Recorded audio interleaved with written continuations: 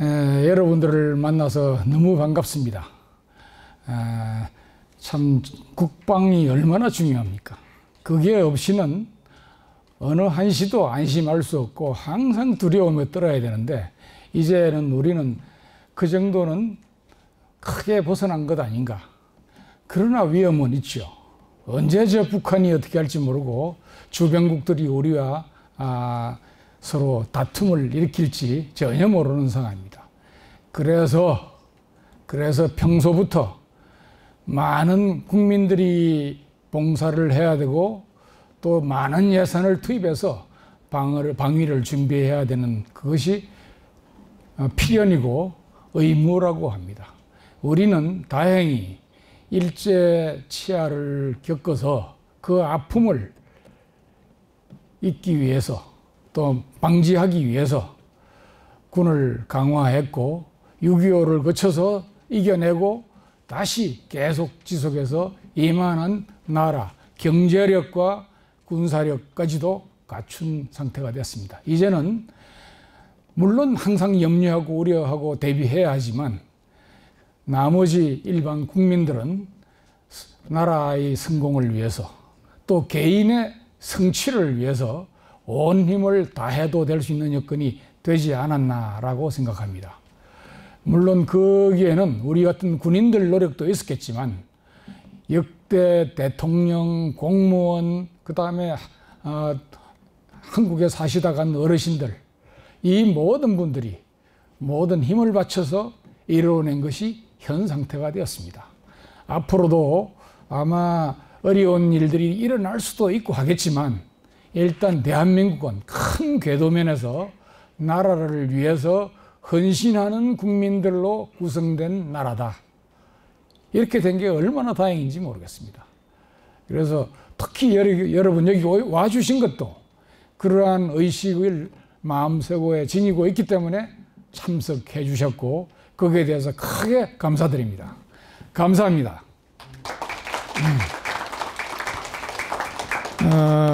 그러면 손자병법이라고 하는 책이 나라의 방어와 방위를 유지하고 독립을 유지하는 데도 중요하지만 이것은 어떤 남과의 경쟁에서 지지 않고 이기는 지혜들을 포함하고 있기 때문에 여러분들이 살아갈 그 인생과 직업 그 속에서도 항상 누군가와 경쟁하고 있고 상대를 해서 서로 밀고 땡기기를 하고 있습니다.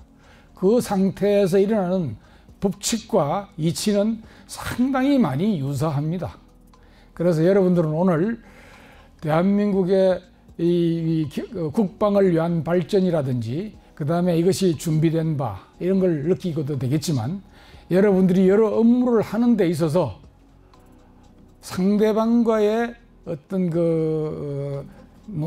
경쟁 이런 걸 함에 대비한 어떤 교훈도 얻을 수 있을 것이라 생각합니다. 오늘 이 강의로만은 안 되겠지만 여러분이 영향을 받고 이 책을 보면서 도대체 왜 싸움은 일어나며 어떤 걸 가지고 어떻게 이기려고들 하는가 라는 걸 개인관계, 사회관계에서 추측을 하면서 어떻게 하면 그것에 대해서 잘 대응해 나가고 나의 입지를 유지하고 해 나갈 것인가 하는 것도 배울 수 있게 될 것입니다.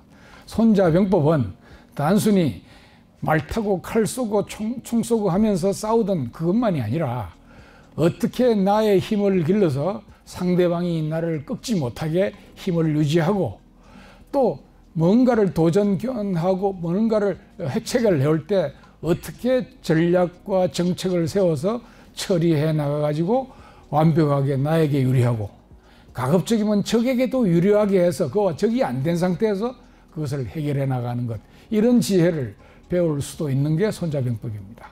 그래서 오늘 여기서 듣는 얘기는 주로 여러분들 관심이 있도록 전쟁과 평화에 대한 얘기겠지만 제가 이 공부를 어려서부터 했지만 이 자체가 저의 성장에 굉장한 도움을 줬다 하는 걸 아시고 여러분들도 이 책을 즐겨 읽게 된다면 여러분에게 굉장한 이득이 있을 것이다 라는 걸 장담을 드립니다. 그래서 새로운 기회를 또 한번 만들어 가시길 바랍니다. 오늘은 손자병법을 논리로 본 한반도 안보가 어떤 상태인가 라는 주제로 말씀을 드리겠습니다. 안보가 뭐니 해도 제일 중요해요. 이게 흔들리면 만사가 이루어지질 않습니다. 국민들이 우선 불안해서 뭘 할까? 살 국리를 하기 위해서 뭐 이렇게 따지느라고 자기가 하는 그 천직인 직책에서 중요한 그 과업들을 발전시켜 나가기 위해서 혼신의 노력을 하는 게 약화되고 없어집니다. 그럼 나라 언제 발전합니까? 그러니 우리가 마침 미국의 도움하에 살았고 그 후에도 계속 꾸준하게 여러 대통령님들과 국민 전체가 세금의 거의 30%가량을 국방비에 투자하면서 살아왔기 때문에 이게 된 겁니다. 그 30%를 뺏겨서 나라 건설에는 못 썼지만 그거 30%로 부만 쌓아온 것에 비해서 훨씬 나은 결과를 가져왔다는 걸 아시고 앞으로도 국가 방위에 대해서 꼭 필요한 노력은 여러분들이 여론으로서 지원하면서 나아가야 한국은 계속 발전하고 여러분의 후세도 행복을 유지하고 자신감을 갖게 될 것이다 하는 걸 여러분에게 강조를 드립니다. 조그만 뭐 이렇게 강연할 거면서 너무 큰 부담을 드려서 죄송합니다. 그러나 당연히 우리가 해야 할 국민의 자세가 아닌가. 나 자신과 내 나라를 위해서 해야 할 일들이다 하는 걸 생각하시고 항상 그 점에도 노력을 바치고 투자도 해야 된다라는 것을 하고 사신다면 대한민국은 쭉쭉 뻗어나가고 결코 위험 없이 계속 성장해 나갈 것이고 여러분들의 후손도 부유하고 탄탄한 나라에서 행복하게 살아갈 수 있을 걸로 봅니다. 그래서 잔소리가 좀 길었는데 이 손자병법 얼마나 유명합니까? 그러면서 몇 가지 뭐 용어들은 많이 한 문장씩은 다 얘기합니다. 그러나 진짜 내용이 어떤가 하는 거 보면 굉장히 뭐 이렇게 행걸생한데 별거 아니네, 당연한 소리네. 이 당연한 거를 모르고 있었던 걸 오늘 알게 되는 것이고 그 당연한 것을 항상 마음에 품고 사태를 주의하면서 내가 국민으로서 선거와 아니면 정책 결정, 예산 등에 대한 나의 의견, 국민의 의견을 어떻게 내세워야 할 것인가를 갖게 되는 이런 기회가 된다면 여러분 선진국의 어른다운 어른이 되어서 나라를 계속 발전시키는 데 도움이 될 것입니다. 그것이 애국이 아닐까 생각합니다. 너무 잔소리가 길었습니다. 우선 손자병법으로 본 한반도 안보를 얘기하면서 지혜에 관한 얘기도 틈틈이 말씀드리도록 하겠습니다.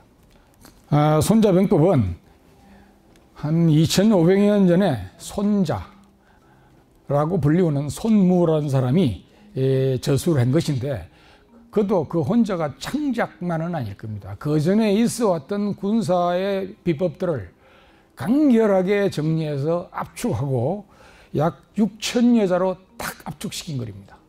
그래서 한문으로 되어 있는 이 책을 저는 이제 한문을 쭉쭉 읽으면서 뜻이 바로 머리에 와닿기 때문에 빨리 하면 30분이면 한 번 읽습니다. 조금 더 생각을 해가면서 하면 1시간이면 한 번 읽습니다. 그래서 저는 이 책을 가지고 그렇게 해왔기 때문에 제가 일상생활에서 군대 생활에서 기타 직장 뭐 이런 데서 일을 하면서 엄청난 도움을 받아왔습니다.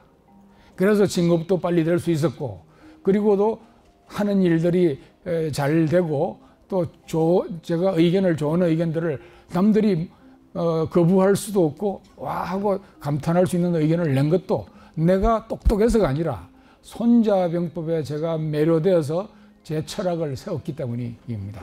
그래서 이런 점은 여러분이 아셔야 이것을 좀 더 진지하게 들을 것 같아서 좀 약을 좀 팔았습니다.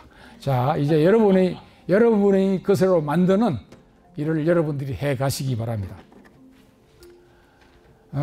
핵심 내용은요, 싸우지 않고 이겨야 된다. 싸우지 않고 이긴다는 것은 싸움이 일어나는 것은 뭔가를 서로가 얻기 위해서인데 안 싸우고도 내가 뭐 이 중요한 것을 잃지 않고 가지려면 그게 싸우지 않고 이기는 겁니다. 그걸 위해서 노력을 당연히 바쳐야 된다. 국방비도 바치고 군역도 즉 병역도 책임져야 되고 군사 문제가 있으면 항상 국가 문제에 대해서는 국민 여론을 세워서 그걸 지켜나가도록 해야 되고 이런 것들이 국민들이 해야 할 당연한 것이고, 정부와 관료들은 더욱더 이러한 위임을 받았기 때문에 더욱더 열성적으로 해야 할 것이 아닌가 생각됩니다. 그래서 이 핵심 내용은 싸우지 않고 어떻게 이길 태세를 가져서 싸움을 아예 적이 못 걸게 할 것인가. 그 다음에 그러려면 전쟁의 진수가 뭔가를 알고 다양한 해석과 활용과 그에 따른 준비를 함에 참여해야 합니다. 그래서 여기서는 예로 많은 장군들이 있었죠. 조조라든지 이순신이라든지 롬멜, 패턴, 메가드 장군, 기타 유명한 장군들이 너무 많습니다. 그들도 대부분 손자병법을 읽었다는 사실을 알아주시기 바랍니다. 이것은 온 세계에 퍼져 있습니다. 각 나라 말로 번역이 돼서 번역지고 있는데, 한문을 다른 나라 말로 바꾼다는 게 약간 적절치 않은 부분이 많기 때문에 다른 부분으로 해석을 하고 있는 부분도 있겠지만, 그들은 그들 나름대로 이걸 극복하면서 준비를 잘 하고 있을 겁니다. 우리도 이걸 잘 해야 현재 발전 기조를 계속 누려가서 명실상부한 5손가락 안에 국가로까지 성장하고, 그다음에 탄탄하고 부유한 나라를 유지할 수 있을 걸로 봅니다. 이것은 시계로부터 13편 용강까지 13편에 불과한 얘기지만 중요한 카테고리별로 딱딱 나눠놔서 정말 과학적으로 분류되고 서술되어 있는 책입니다. 제1편 시계는 핵심 내용이 전쟁은 미리 대비해야 하는 것이 매우 중요하다. 그리고 그 준비해야 할 요소는 5가지 중대한 것이 있다는 것입니다. 그것은 압축해 보면 국력을 배양해야 돼. 그리고 나와 싸울 가능성이 있는 나라와의 누가 우세하고 열세한가, 얼마나 그 우세의 차이가 있는가를 분명히 명심해야 돼. 그리고 승리 여건을 조성하기 위해서 국력도 키우고, 싸움이 나면 어떤 식으로 전투를 동맹도 하고 수행도 하고 국민을 이끌고 나갈 것인가 하는 이런 것들이 중요한 요소가 되겠습니다. 그래서 국력을 배양하고 우열을 비교하고 승리 여건을 조성하는 데 온 노력을 다해야 됩니다. 그리고 국력을 배양해서 우열을 비교한 다음에 승리 여건이 또 조성되어 있는가를 보고 그것을 꾸준히 정리해 가야 됩니다. 그리고 전쟁을 막상 할 때는 매우 주의해야 합니다. 가급적이면 전쟁 안 하고 나의 목적이 달성되든지, 너무 큰 양보를 안 하고도 적과 적절한 새 타협으로서 전쟁 없이 넘어가는 것이 최선입니다. 조금 우리가 싸워서 이겨서 얻는 이익보다 협상 절차가 결과가 못하더라도 그건 당연히 감수하고 전쟁은 방지해야만 하는 것입니다. 그 다음에 7개는 피야 이런 5사를 가지고 국력을 이루고 준비를 했는데, 현재 싸우려는 적과 누가 더 유리하냐, 어떤 면이 얼만큼 불리하고 어떤 면은 어떻게 유리한가를 잘 따져봐서 여기에 적절한 조치를 하고, 싸움 방법도 우리가 강점을 발휘하고 약점은 노출되지 않는 방향으로 어떻게 전투를 끌어갈 것인가 하는 전략을 미리 세우고 그대로 시행해 가야 된다는 것입니다. 적도 그러할 것이기 때문에 더욱더 유능해야 되고 더욱더 효과적인 방법으로 수행해야 된다는 것입니다. 그래서 5사는 도천지장법인데 이것은 나중에 하나씩 설명하겠습니다. 그래서 7개는 이 도천지장법을 어떻게 하는가, 그러니까 임금이, 즉 국가 지도자가 얼마나 도가 올바르게 지니고 있느냐, 그 다음에 장수는 어느 쪽이 더 유능하냐, 하늘과 땅의 모든 환경이 누구한테 더 유리하냐, 그 다음에 법령, 모든 국민이 지켜야 할 법령을 누가, 어느 나라가 더 잘 지켜지고 있는가, 그 다음에 병중, 군대의 숫자와 훈련 정도가 누가 더 강하게 길러져 있느냐, 그 다음에 병사들이 목숨을 다해서 싸우는 열의와 숙련도가 얼마나 뛰어난가, 그 다음에 싸우거나 싸움을 준비함에 있어서 국가를 위해서 몸을 바쳐서 기여하는 사람들에게 상을 주고 게을른 사람들에게 벌을 줌으로써 이것이 보다 효과적으로 오랫동안 유지되도록 하는 것, 이것이 칠계입니다. 이 도천지장법을 구체적으로 우리가 해야 될 것들을 칠계가 바로 이러한 것들입니다. 그 다음에 궤도는 병자는 궤도야라고 했습니다. 당연히 죽고 싸우는 싸움이기 때문에 속임수를 쓸 수밖에 없습니다. 보통 일에서는 속임수를 한번 써놓으면 그때 속은 사람이 이 사람을 안 믿죠. 속인 걸 본 여러 사람도 나를 안 믿습니다. 그럼 손해예요.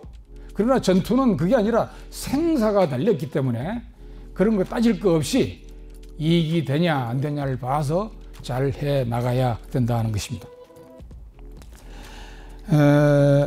그래서 속임수는 부분적이고 일시적인 효과가 있기 때문에 이 어떤 특별한 대책이 있지만 이걸 쓸 거냐 안 쓰는 게 더 좋으냐를 반드시 구분해 봐야 된다. 이것을 마음속에 지니고 할 수 있어야 성숙한 어른, 성숙한 지도자가 되는 것이라고 봅니다.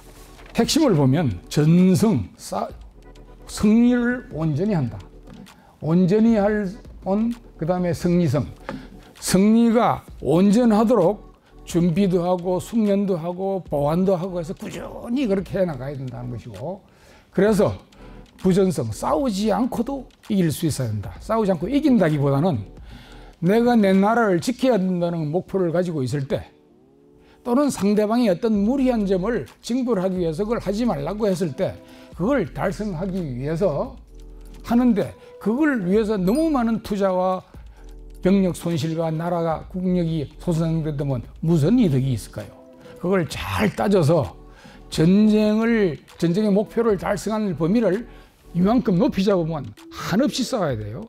이만큼 간단히 요거는 최초로 해야 된다는 걸 하면 쉽게 달성할 수 있고, 크게 싸우지 않고도 달성하고, 우리한테 져서 그 부분을 양보당한 것이 다음엔 무시하지 못할 것입니다.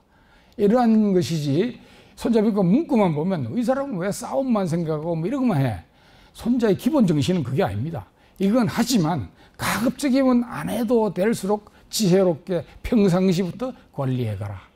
이러기 위해서는 모든 국민이 국방부가 하거나 대통령이 하시는 정책, 그 다음에 경제나 뭐 이런 정책에 비해서 국방부가 양보하기도 하고 어떤 건 강요하기도 하는데, 그것을 어떤 게 얼만큼 더 중요하냐를 여러분들의 의견을 세워서, 나라 돈 없는데 군이 뭘 자꾸 하려고 그래. 그래도 안 되고, 군대가 중요하니까 무조건 해줘야 돼. 그럼 경제가 약해져서 나라가 취약해지죠. 그렇지 않도록 여러분들이 어른답게 스스로 정책을 결정하는 데 기여해서 해나가야 나라가 튼튼해집니다. 이것도 또한 손자병법이 주장하고 있는 바라고 생각돼서 여러분들도 잘 하셔야 될 겁니다. 이 부분은 이미 설명이 됐지만, 전쟁은 너무 힘들고 많은 국력이 소모되어서 잘못하면 망한다. 따라서 단기에 끝날 수 있도록 조절을 해라. 그리고 적자원을 따서 사용해야 된다.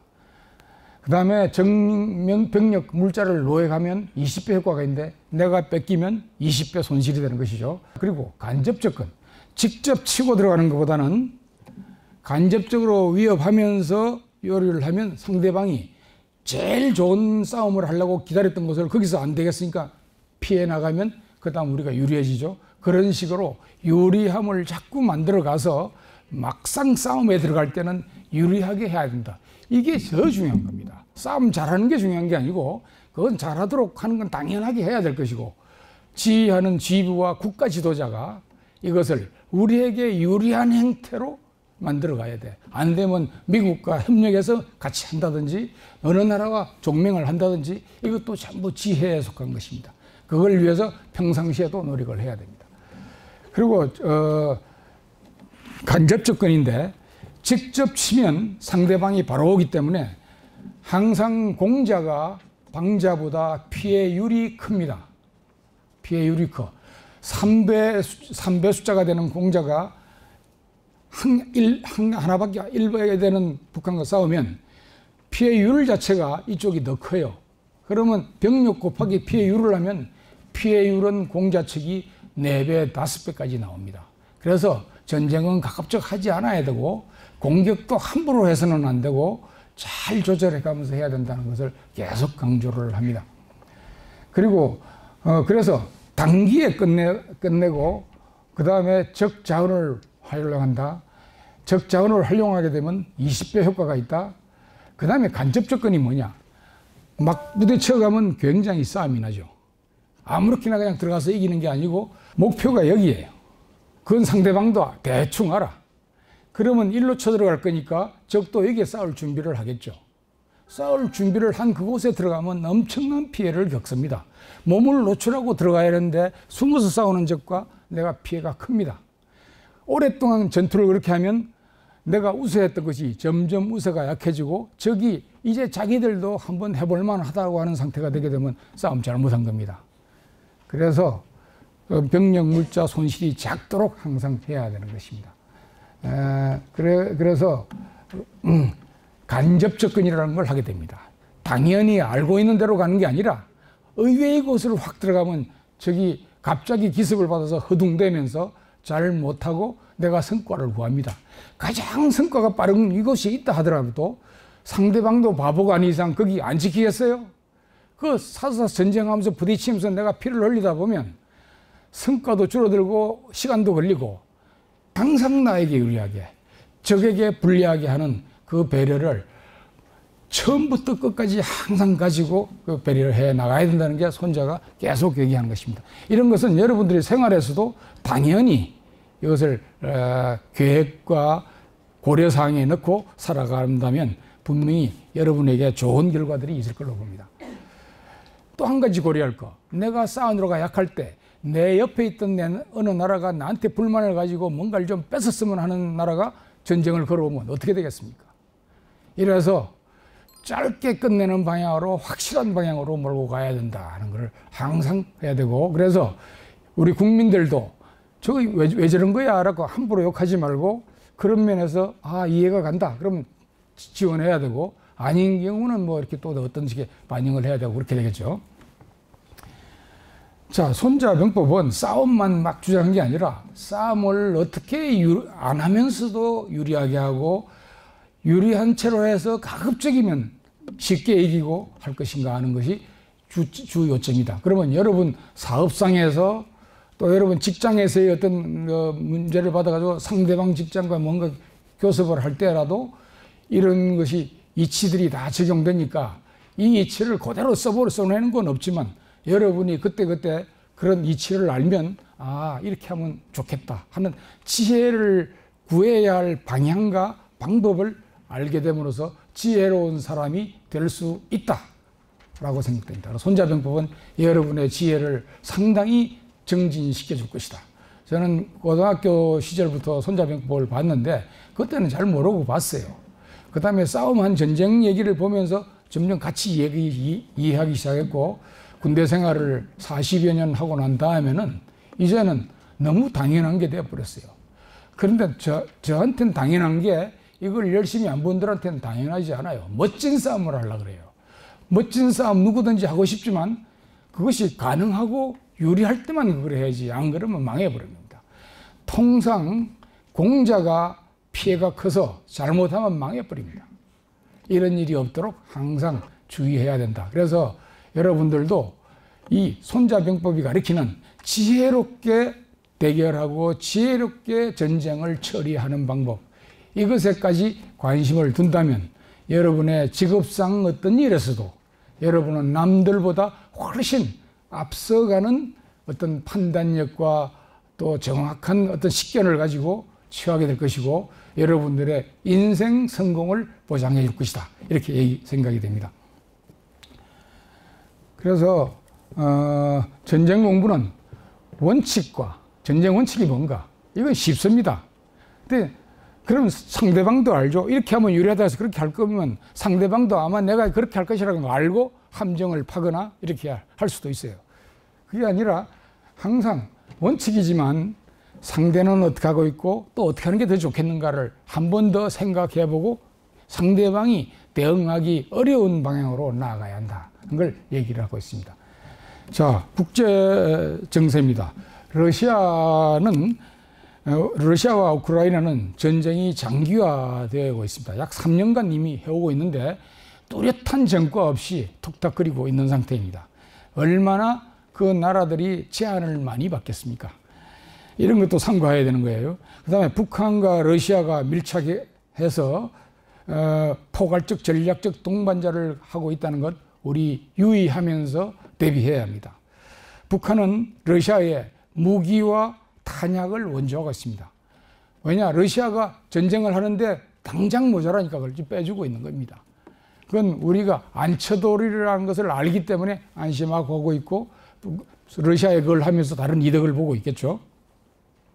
그리고 파병을 해서 우리가 월남에 파병했듯이 파병을 하고 있는데 당연히 거기 간 사람들은 실전 경험을 하게 되고 그 결과 그 사람들이 돌아오면 북한군의 실전성이 다소 향상될 가능성도 있다라고 봐야 될 것입니다.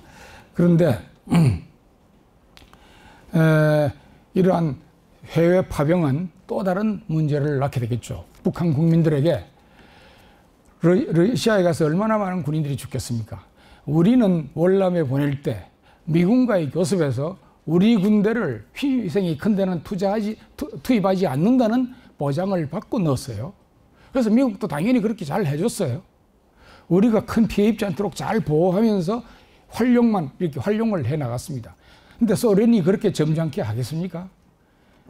북한군이 가면 많은 손실을 입고 자식을 잃어버린 부모들이 울고 뭐 이런 게 생기겠죠. 예. 그래서 트럼프가 선수를 쳐서 먼저 전쟁을 끝내겠다고 주장하면서 뭔가 여러 가지 또 활약을 하고 있습니다. 그리고 러시아와 우크라이나 전쟁은 평화협정을 맺을 전망이 아직은 확실치 않습니다. 그러나 아마 하게 될 겁니다. 그때까지 전쟁이 지속되겠죠. 그 다음에 우리에게는 북한이 거기에 정신을 뺏겼을 때 우리는 우리 나름대로의 군의 취약점을 보완하는 이런 기간으로 가져야 되지 않겠나 하는 생각이 듭니다. 트럼프는 하루 안에 전쟁을 끝내겠다고 하지만 그럴 가능성은 별로 없죠. 그 다음에 국제정세입니다. 이스라엘과 하마스 전쟁이 23년에 시작해서 지금 3년째 진행되고 있습니다. 그리고 미 트럼프는 대통령은 휴전하라는 압박 속에서 조건부 휴전을 들어갔습니다. 그래 뭐 어쩔 수 없겠죠. 그러나 가자지구 통치가 새로운 변수로 부각이 돼서 이것이 뭐 각국이 다 딴 목소리를 내면서 이스라엘, 하마스, 그 다음에 팔레스타인이 각각 자기 이해관계를 두고 하기 때문에 그 휴전이 어떻게 되느냐 하는 건 복잡한 영상이 될 겁니다.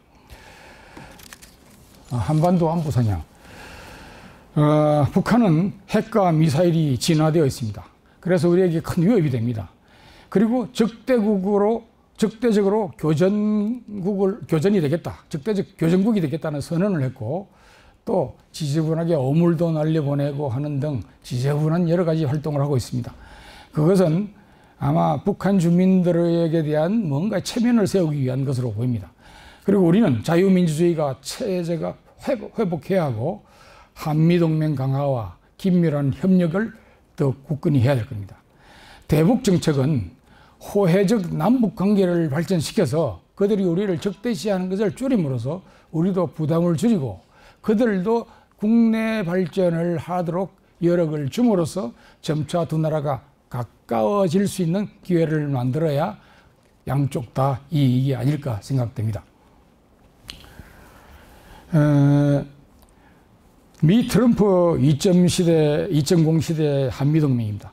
트럼프는 미국을 다시 위대하게라는 멋진 슬로건을 걸고 미국 사람들을 환희하게 하고 적극적으로 지원하게 하고 있습니다. 그래서 미국 우선주의 시대가 선포됐고 안보 무임승차는 불가하다고 하면서 각국에게 지원을 받거나 지원을 받아야 할 나라들에게 많은 부담을 주고 있으며 또 관세를 자기들에 맞게 조정하려는 압력을 이것을 통해서 하고 있습니다. 그래서 한미동맹은 이런 것도 해소시키고 우리 안보 문제도 해결하는 방향으로 어떤 새로운 도전을 맞이해서 획기적인 어떤 대책이 필요하다고 봅니다. 한미동맹의 새로운 도전, 위기일까요? 기회일까요? 우리 하기에 달렸습니다. 우리가 어떻게 할 것인가? 이런 면에서 국가의 여야의 정책 대결에서 우리에게 유리하고 장기적으로 와서 의리한 점을 지원해 줘야 돼요. 여당이든 야당이든. 그리고 아닌 경우는 아니다고 얘기를 해줄 수 있어야 잘 돌아갈 것입니다. 그 다음에 주한미군과 평택 험프리스 기지, 이런 것은 우리에게 큰 도움을 주고 있습니다. 비록 다른 나라들에게 어떤 때는 자존심 상할 때도 있지만 유리하면 이것을 활용해야죠. 그리고 자율적인 걸 뺏겼다고는 하나 미군이 안 와 있으면 우리가 군사제도의 발전과 이런 걸 얼마나 이만큼 올 수 있을까. 또 미국과의 관계가 원활해서 경제, 문화 모든 면에서 서로 원활하게 향되는데 이만큼 우리가 발전했을까. 이 모든 것이 미국이 적극적인 의지로 이 지역을 방어하겠다는 이유로 이게 주둔하고 있는 것이 우리에게는 굉장한 도움이 되어 왔다는 것을 우리가 인정하고, 이에 반미를 떠드는 사람들에게 우리가 과감하게 그들과 대항해서 미국과 친해야 된다는 것을 주장할 수 있어야 비로소 온전한 국민이라고 할 수 있겠습니다. 한반도 안보 도전과 기회, 무엇이 문제인가? 이것은 우리가 뭘 채택하는가에 달려 있습니다. 폐쇄해서 고립할 것인가? 그리고 쇠퇴 고난으로 갈 것인가? 그래서 소멸할 것인가? 아니면 안전보장과 여러 경제적, 군사적 지원을 확보하고 우리가 계속 성장하고 미국과 융화하고 국민 융화를 해서 공존하고 발전할 것인가? 이것을 우리가 결정해야 합니다. 여러분들이 결정하는데 목소리를 내야만 합니다. 그냥 있으면 되는 게 아니라 그냥 놔두면 정치를 비판하는 사람들의 목소리가 커져서 정부가 허둥지둥하게 됩니다. 항상 바로 나서서 아니야, 이게 맞아라고 떠들어줘야 나라가 바로 나갑니다. 그래서 오늘 이 자리에 모셔서 저희들이 당연히 이렇게 하고 여러분께 열렬하게 환영을 하고 대우하는 것은 나라의 주인이 여러분들이기 때문에 여러분과 여러분 주변 사람들, 가족들을 전부 그렇게 설득해 가면서 미국과의 협력을 유지하고, 물론 안 될 건 따져야겠죠. 이렇게 하도록 하는 것이 나라에 애국하는 길입니다. 어떻게 풀어야 할까요? 한미동맹을 근간으로 해야 되고, 그 다음에 한미일 관계도 동북아 안정과 화해 정전에 맞도록 잘 양보할 건 해가면서 해나가야 됩니다. 한중 관계도 상호 이해와 협력을 정진해서 공연히 부딪히지 않고 서로 요구할 것만 요구하는 이런 상태가 되어야 될 것입니다. 한러 관계도 경제 협력과 대성적 외교 협력으로 나아가야 할 것입니다.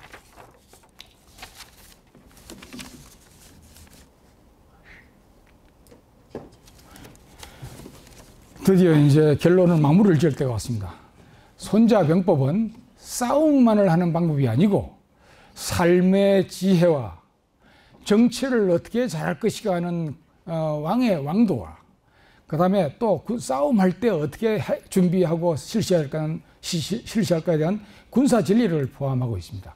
그러면서도 포괄적인 한문으로 되어 있기 때문에 다양한 해석과 활용을 통해서 창의적으로 영감을 제공하고 있기 때문에 그 영감대로 우리가 준비한다면 군사태세가 정비되고 발전되는 것도 물론 나라가 발전하게 됩니다. 그 다음에